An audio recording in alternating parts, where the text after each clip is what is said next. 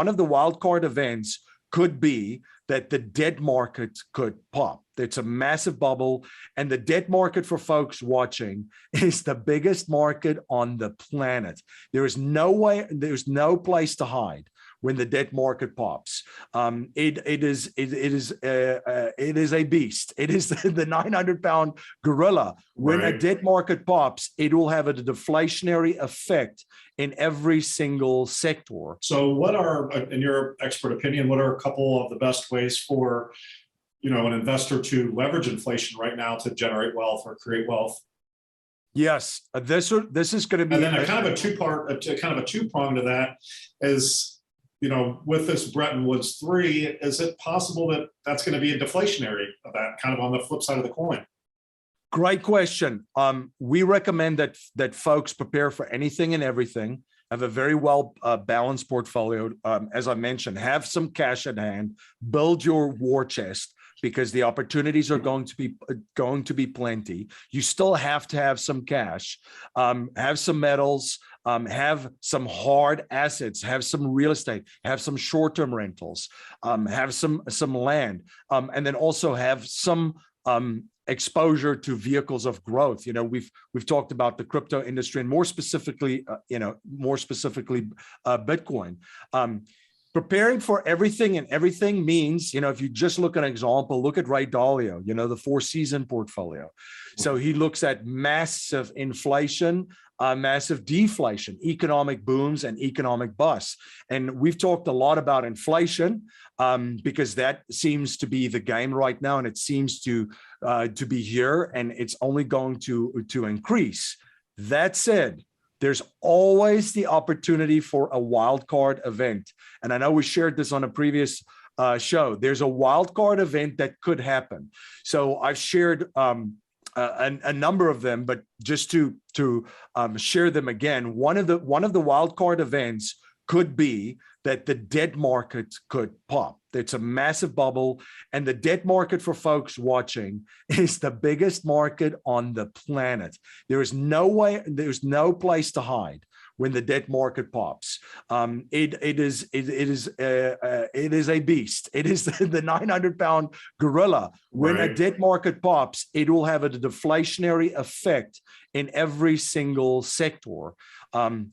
So that's a wild card event, and that will bring about a huge deflationary environment that we would have to operate in. And then there's other things too, like we saw in the United States, critical infrastructure was attacked by hackers, right? And we had a power grid essentially go down in Texas. Now, something like that could happen all across the United States. That could have a massive deflationary impact.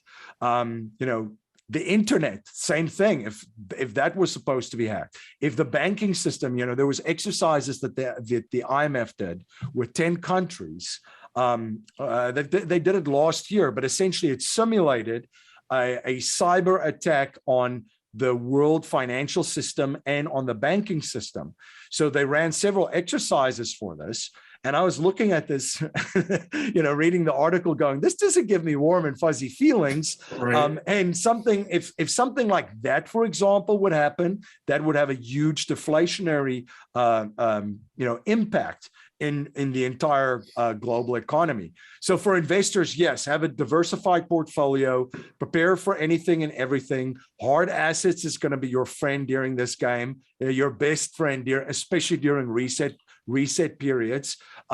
So we've talked about metals, commodities, real estate, land, and Bitcoin is also trying to play in that pool as a hard asset, but also be cognizant of the potential for a deflationary event.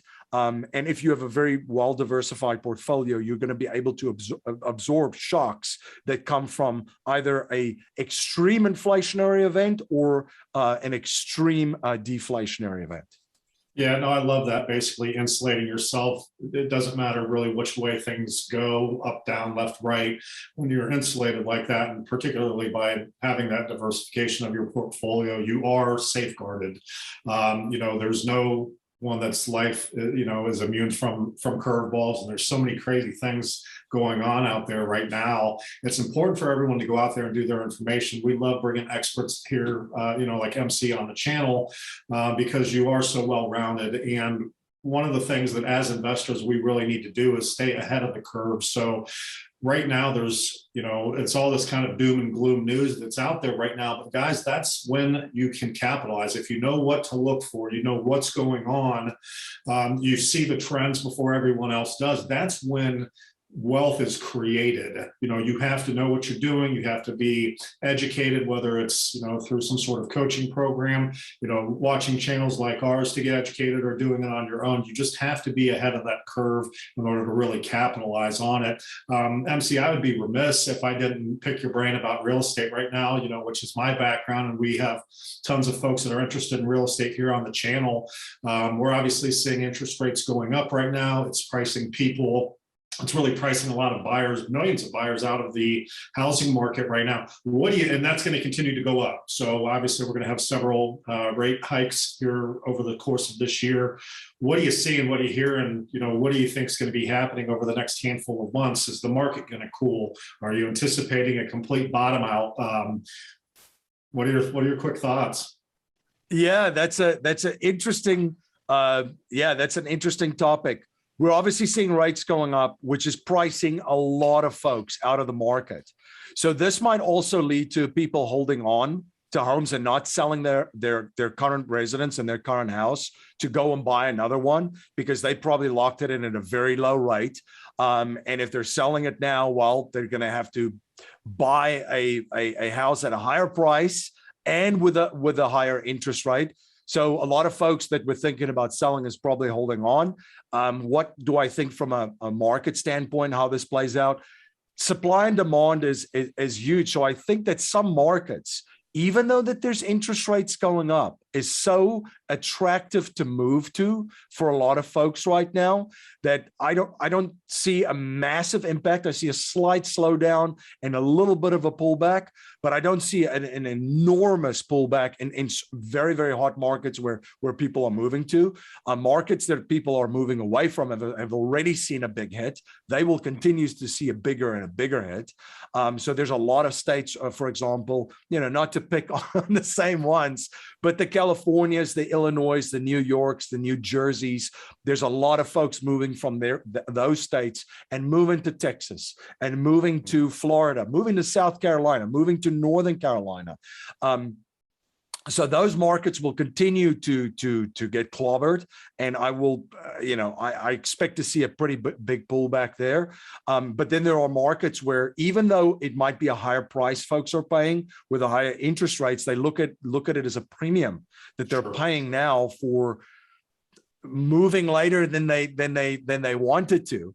But it's going to be interesting to see how it plays out. Obviously, interest rates going up changes the game a little bit, changes the strategy. I always say to folks, the first property that I bought had a double-digit interest rate on the mortgage.